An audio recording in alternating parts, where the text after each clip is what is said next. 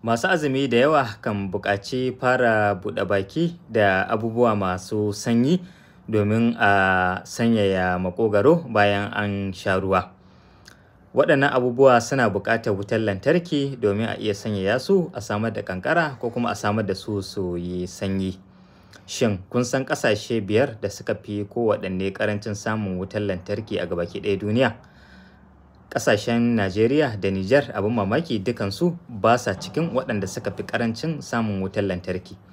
Ga ƙasashe 5 da suka fi ƙarancin samun wutar lantarki a gabaki ɗaya duniya a bisa wani rahoton Bankin Duniya da aka fitar a shekarar 2021.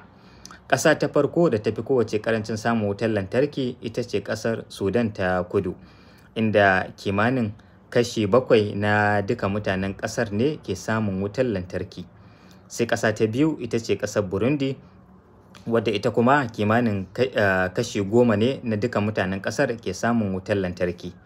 Sai ƙasa ta uku kuma ita ce ƙasar Chadi, wadda ita kuma kimanin kashi 11 ne na mutanen ƙasar ke samun wutar lantarki. Sai ƙasa ta hudu ita ce ƙasar Malawi, wadda ita kuma kimanin kashi 14 ne na mutanen ƙasar ke samun wutar lantarki.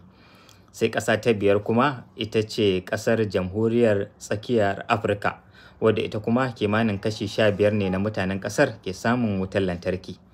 Ƙasar Nijar tana samun mutane kimanin kashi 18 ne na mutanen Nijar ke samun wutar lantarki a cewar rahoton.